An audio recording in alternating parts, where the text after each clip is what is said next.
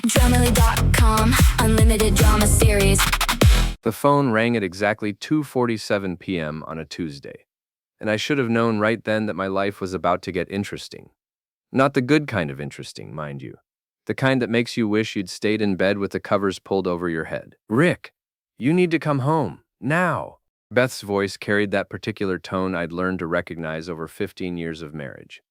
The one that meant trouble was brewing, and somehow it was probably my fault. "What's wrong?"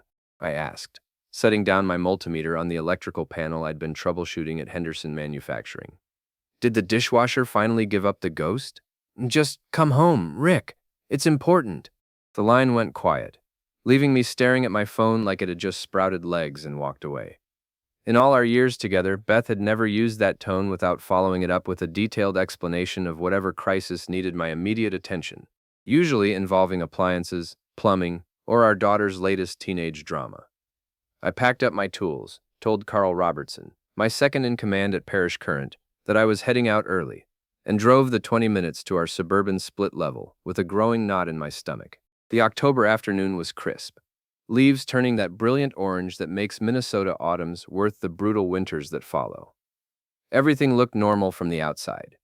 Beth's Honda sat in the driveway next to my work truck, and the lawn still needed one more mowing before the snow hit. But normal was about to become a foreign concept. I walked through the front door and stopped short. Two men in matching gray uniforms were carrying our living room couch toward a moving truck I hadn't noticed parked on the street. Behind them, Beth stood in the hallway holding a manila folder, her blonde hair pulled back in that severe ponytail she wore when she meant business. "What the hell is going on?" I demanded, dropping my tool bag with a thud that echoed through our suddenly half-empty house. Beth handed me the folder without a word. Inside were divorce papers, already signed in her neat, precise handwriting. The kind of handwriting that had once written love notes and grocery lists and birthday cards for our girls. Now it was requesting half of everything I'd worked for, plus alimony, plus child support, plus the house.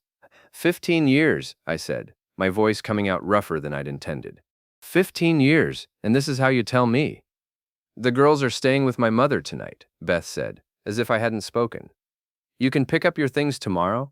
I've packed some clothes and toiletries. They're in the garage." One of the movers, a kid who couldn't have been older than 20, gave me a sympathetic look as he maneuvered our coffee table through the doorway. The same coffee table where Beth and I had eaten countless takeout dinners while the girls did homework, where we'd played board games during winter storms and argued over the TV remote, and planned family vacations we'd never take now. "Where are you going?" I asked, though part of me already suspected the answer. Beth had been different lately. New clothes, new haircut, secretive phone calls she'd take in the other room. I'd chalked it up to some midlife phase, maybe empty nest syndrome starting early as Beau prepared for her junior year of high school. "That's not really your concern anymore," she said. But her cheeks flushed pink the way they always did when she was lying. I watched our life get loaded into that truck piece by piece. The dining room set her parents had given us for our 10th anniversary. The entertainment center I'd built myself, complete with hidden cable management that had taken me 3 weekends to perfect. Even the girls' old play kitchen from when they were little, the one Beth had insisted on keeping in the basement for someday grandchildren. "What about Beau and Bree?" I asked. "What did you tell them?" I told them the truth, that their father has anger issues and refuses to get help. That hit me like a live wire to the chest. "Anger issues? Beth, I've never raised my voice to you or the girls in my life. Emotional unavailability is a form of abuse, Rick." Dr. Martinez explained it all very clearly. Dr. Martinez, the marriage counselor Beth had been seeing for the past 3 months. The one she'd claimed was helping her work through some personal issues. The one I'd offered to join her in seeing, only to be told it was something she needed to do alone. Apparently, she'd been doing a lot more than working through personal issues. The movers finished loading the truck and drove away, leaving tire tracks on our front lawn and a silence that felt heavier than the October air. Beth grabbed her purse and car keys from the kitchen counter. "The lawyer will be in touch about the custody arrangement," she said. "I think supervised visits would be best, at least initially." Supervised visits? The words came out as a croak. "Beth, these are my daughters. I coached their softball teams. I helped them with their science projects. I taught Bree how to change a tire last month." That was before. Before what? But she was already walking toward the door, her her heels clicking on the hardwood floors I'd refinished myself 2 summers ago. She paused at the threshold and looked back at me with something that might have been pity. "I'm sorry it has to be this way, Rick, but I deserve to be happy." And then she was gone, leaving me alone in a house that suddenly felt like a museum of someone else's life. I walked from room to room, cataloging what was missing. The master bedroom had been stripped down to just my dresser and nightstand. Beth's walk-in closet stood empty except for wire hangers and dust bunnies. Even her collection of romance novels had vanished from the built-in shelves I'd installed when we first moved in. In the kitchen, she'd left me exactly one plate, one bowl, one cup, and one set of silverware, like I was a college kid moving into his first apartment instead of a 41-year-old man whose world had just imploded. I found the suitcase she'd mentioned in the garage, packed with 3 days' worth of clothes and my electric razor. Thoughtful of her to remember the razor. Wouldn't want me looking scruffy for my supervised visits with my own children. The house felt too quiet, too empty, too much like a crime scene. I grabbed the suitcase and my work clothes and drove to the Comfort Inn on Highway 35, where I checked into a room that smelled like industrial disinfectant and broken dreams. That night, lying on scratchy hotel sheets and staring at water stains on the ceiling, I called my daughters. Both calls went straight to voicemail. I left messages that sounded pathetic even to my own ears, promising them that everything would be okay, that we'd figure this out together, that I loved them more than anything in the world. Neither of them called back. I'd been an electrical engineer for 20 years, specializing in commercial and industrial systems. I understood circuits, voltage, resistance, and power flow. I could troubleshoot a 3-phase motor controller or design a distribution panel for a factory floor. But I couldn't figure out how my marriage had short-circuited without me noticing the warning signs. Or maybe I had noticed, and I'd just chosen to ignore them. Either way, I was about to get a crash course in exactly how much voltage a man could handle before something inside him started to spark. The next morning brought the kind of gray, drizzling rain that makes October in Minnesota feel like a preview of purgatory. I sat in my truck outside Parish Current, watching employees arrive for another day of keeping the lights on for half the Twin Cities metro area. My company. Well, technically the family company, started by my grandfather in 1952, and built into something worth being proud of. At least, it had been worth being proud of yesterday. Carl Robertson spotted me through the windshield and jogged over, his weathered face creased with concern. Carl had worked for Parish Current for 15 years, starting as an apprentice electrician and working his way up to vice president of operations. He was the kind of guy who showed up early, stayed late, and never complained about getting his hands dirty. "Rick, what are you doing sitting out here? You look like someone ran you through a wood chipper." "Beth filed for divorce yesterday," I said, rolling down the window. "Ambushed me with movers and papers when I got home." Carl let out a low whistle. "Jesus, Rick, I'm sorry. You want to talk about it?" "Not particularly. But I need to get back to work. Might be the only thing keeping me sane right now." I followed Carl into the building, a converted warehouse we'd renovated 5 years ago when business started really taking off. The main floor housed our dispatch center, parts inventory, and administrative offices. Upstairs, we had the engineering department, where I spent most of my time designing electrical systems for new construction projects. Mary Kowalski, our receptionist, looked up from her computer as we walked in. Mary had been with the company since before I was born, hired by my father when she was fresh out of high school. Now pushing 60, she had silver hair, sharp eyes, and an uncanny ability to know everything that happened within a 50-mile radius. "Rick, honey, you look terrible," she said, standing up to give me a hug that smelled like coffee and motherly concern. "I heard about Beth. I'm so sorry."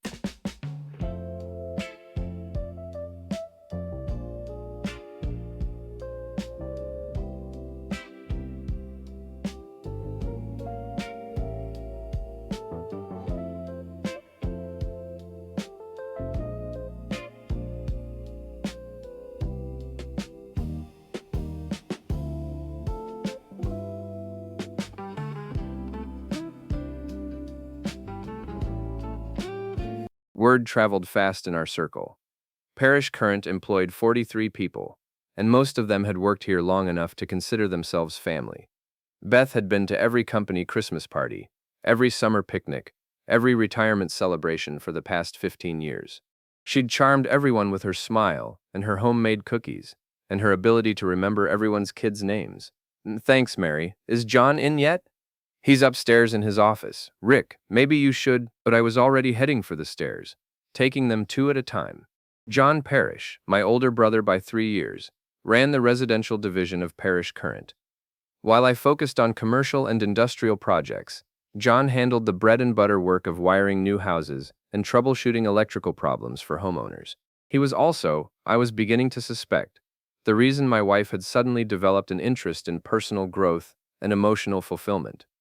John's office door was closed, but I could hear his voice through the thin walls.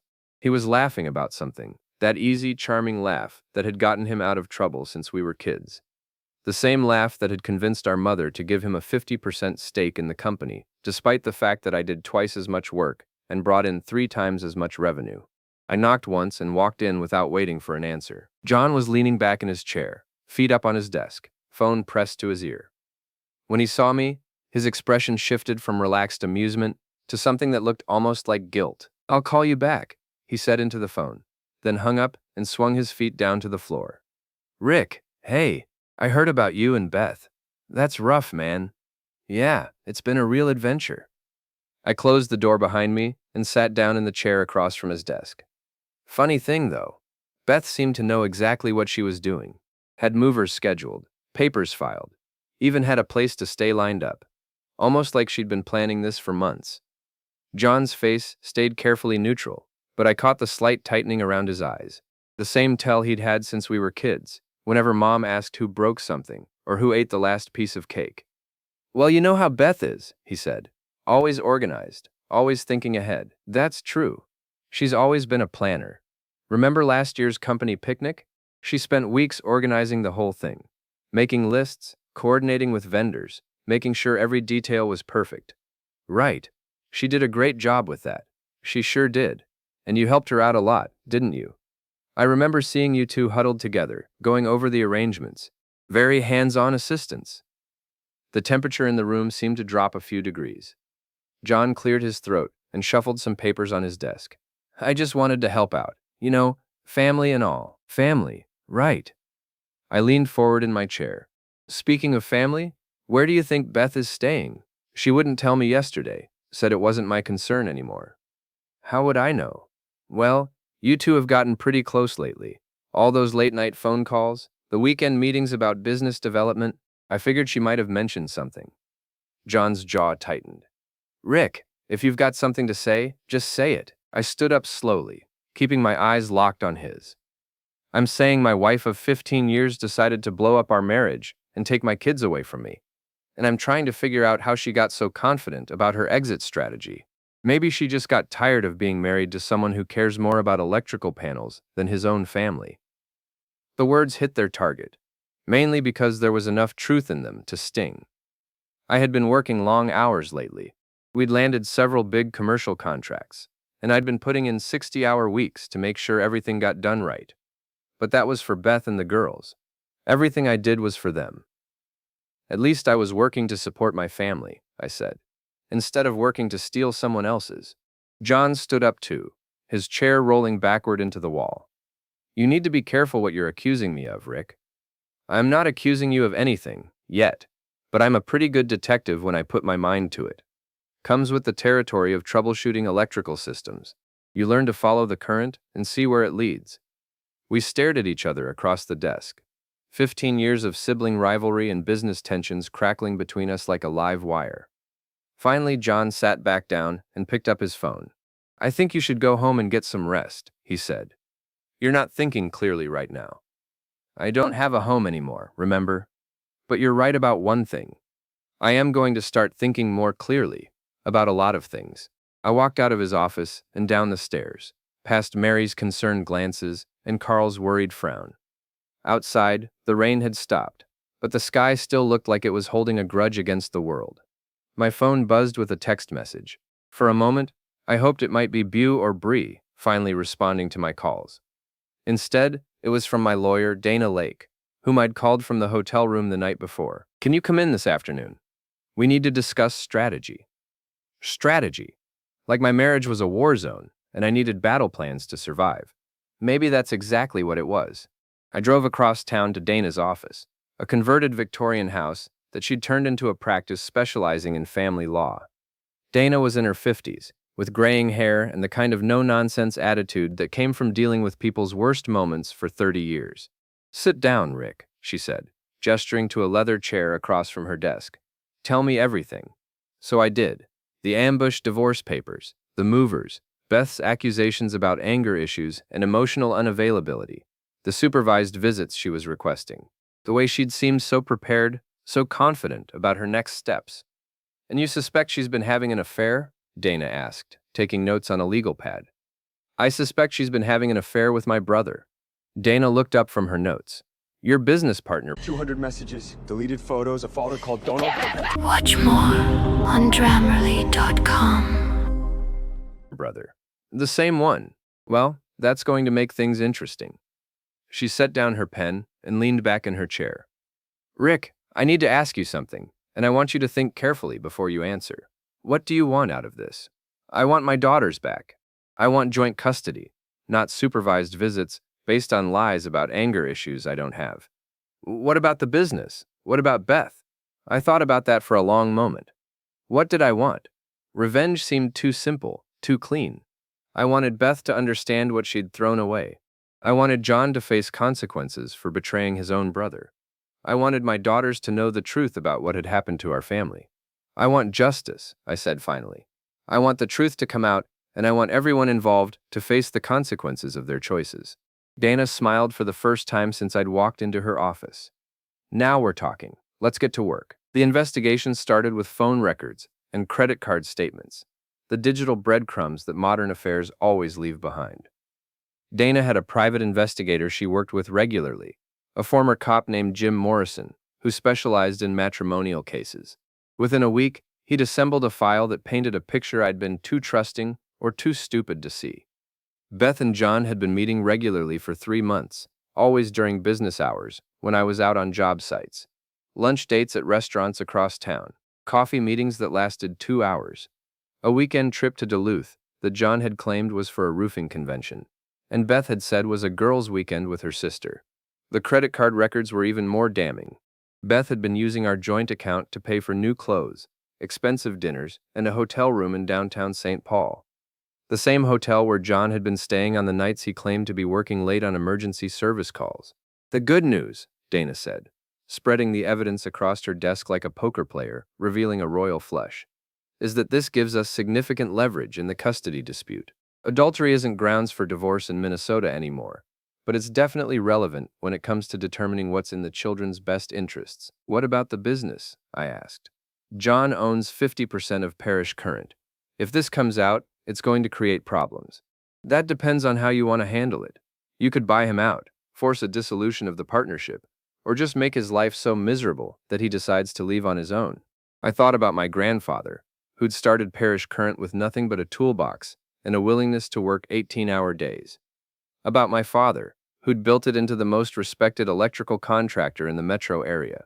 About the employees who depended on us for their livelihoods, and the customers who trusted us to keep their lights on. "I want him gone," I said, "but I want to do it right. No lawsuits, no public scandals that could hurt the company's reputation. I want him to leave because staying becomes impossible." Nana smiled that predatory smile that probably made opposing lawyers break out in cold sweats. "I think we can arrange that."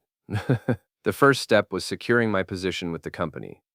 Parish Current was technically owned by Parish Holdings, a family corporation controlled by my mother, Ruth Parish. She owned 60% of the shares, with John and I splitting the remaining 40% equally.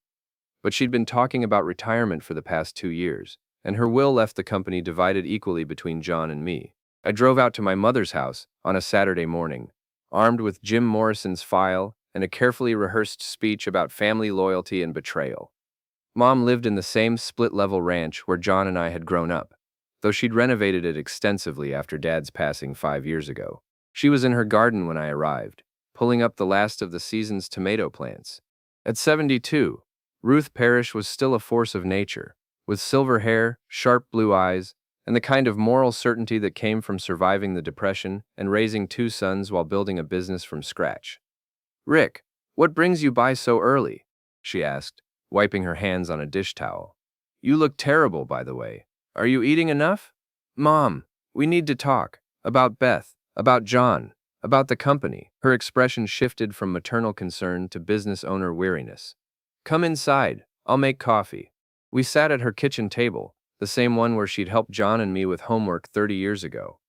I spread out the evidence methodically, watching her face as she absorbed the implications of what her sons had been up to. That little tramp, she said finally, and I was startled by the venom in her voice. I never liked her, you know.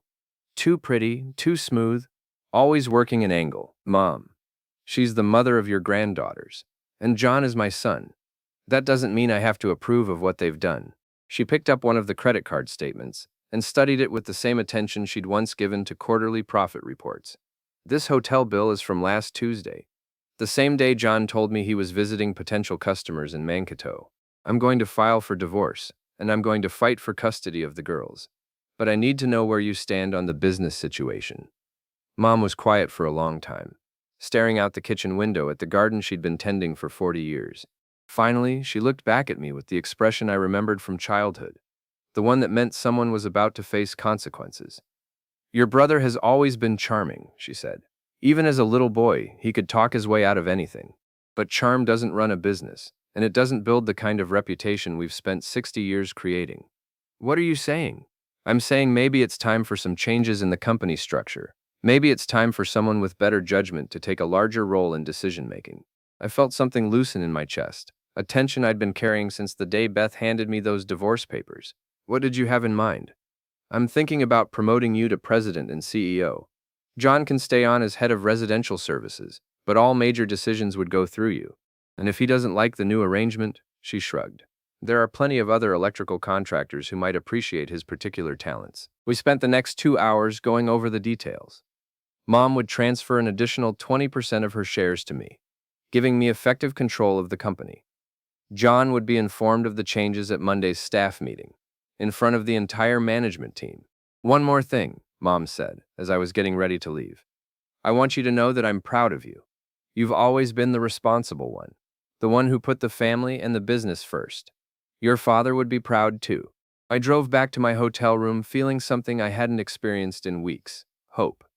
Maybe I couldn't save my marriage, and maybe I couldn't undo the damage John and Beth had caused, but I could protect the company my family had built, and I could make sure my daughters knew the truth about what had happened. The staff meeting on Monday morning was everything I'd hoped it would be. Mom called everyone into the main conference room and announced the leadership changes with the kind of matter-of-fact delivery that brooked no argument. I was the new CEO, effective immediately. Carl Robertson was promoted to president of operations.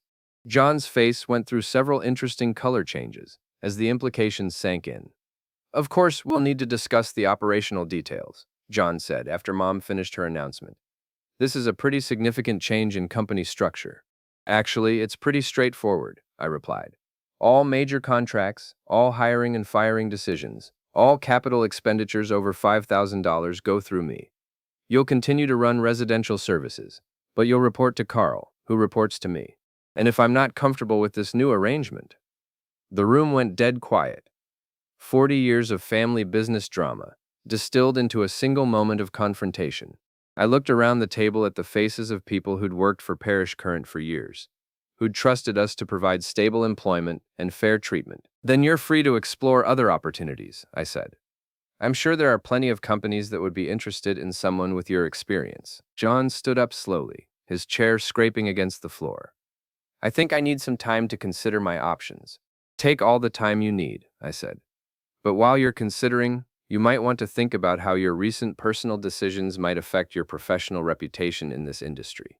He walked out without another word, leaving behind a room full of people who suddenly understood that Parish Current was under new management. Carl caught my eye and nodded approvingly. Mary was trying not to smile.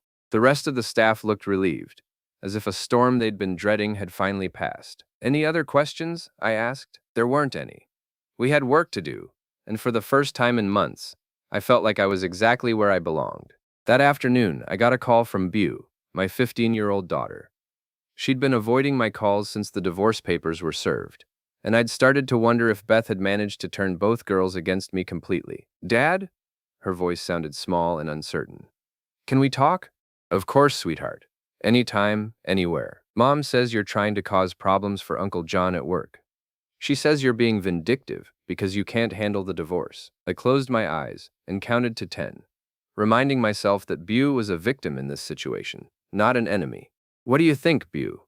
Do I seem like the kind of person who would try to hurt someone out of spite?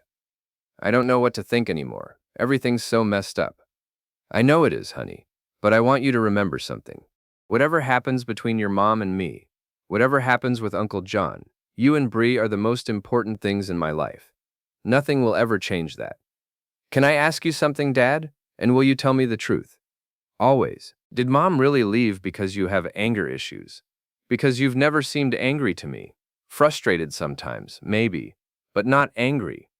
I thought about how to answer that question, how much truth a 15-year-old could handle. Finally, I decided that Beau deserved to know her father wasn't the villain in this story. Your mom left because she fell in love with someone else, I said. And instead of talking to me about it, instead of trying to work things out, she decided it would be easier to make me the bad guy. Someone else. Who? I think you already know, sweetheart. There was a long silence on the other end of the line. When Beau spoke again, her voice was thick with tears. Uncle John? Really? Really? That's so gross, Dad, and so unfair to you. It's not your fault, and it's not something you need to fix. But I want you to know that I'm going to fight for you and Bree. I'm not going to let anyone take you away from me. I love you, Dad. I love you too, sweetheart, more than you'll ever know. After I hung up, I sat in my hotel room and stared out the window at the parking lot, thinking about justice and revenge and the difference between the two. Beth and John had made their choices, and now they were going to live with the consequences. But I was going to make sure those consequences were as public and as permanent as possible. The real fun was just getting started. 3 weeks after the staff meeting that effectively ended John's career at Parish Current, I was sitting in my new office, the corner suite that used to be Dad's, when Mary buzzed me on the intercom. Rick, your brother's here to see you. He looks agitated. I glanced at the security monitor that showed the front lobby. John was pacing back and forth in front of Mary's desk, his face red and his hands clenched into fists. He'd lost weight since the divorce scandal broke, and his usually perfect hair looked like he'd been running his fingers through it. Send him up, I said. But keep an eye on things, just in case. John burst through my office door without knocking, something he never would have done when we were kids. Mom had raised us to be polite, especially in professional settings. But desperation has a way of eroding good manners. You son of a bitch, he said, slamming the door behind him. You've been sabotaging me for weeks. Good morning to you too, John. Have a seat. Can I get you some coffee? Don't give me that reasonable act. I know what you've been doing. Calling my customers, spreading rumors, poisoning people against me. I leaned back in my chair and studied my older brother. John had always been the handsome one, the charming one, the one who could talk his way into or out of anything. But charm only gets you so far when people start questioning your character. I haven't called a single one of your customers, I said. Which was technically true. I hadn't needed to. Word travels fast in the electrical contracting business, especially when it involves adultery and family betrayal. If people are having doubts about working with you, maybe you should examine your own recent choices. This is about Beth, isn't it? You can't stand that she chose me over you. Actually, John, this is about business. It's about the reputation of Parish Current and the trust our customers place in us. When one of our senior managers starts sleeping with his brother's wife, it reflects poorly on the entire company. John dropped into the chair across from my desk, his anger deflating into something that looked almost like despair. She's not just some affair, Rick. I love her. We love each other. Congratulations. I'm sure that'll be a great comfort when you're both looking for new jobs. You can't fire me. I own 20% of this company. Actually, I can't fire you, but I can make your life so miserable that you'll want to quit. And judging by the way things have been going lately, I'd say that plan is working pretty well. The truth was, I hadn't needed to do much active sabotage. The electrical contracting community in the Twin Cities was tight-knit, and news of John's affair had spread through it like current through a copper wire. Customers were canceling contracts, suppliers were asking for cash up front, and 3 of his best electricians had already jumped ship to competitors. What do you want? John asked. Money? I'll sell you my shares and disappear. Just name your price. It's not about money, John. It's about consequences. You made a choice to betray your family, and now you get to live with the results. Fine. I'll take Beth and move to another city. Start over somewhere else. That's your prerogative. But there's one more thing we need to discuss.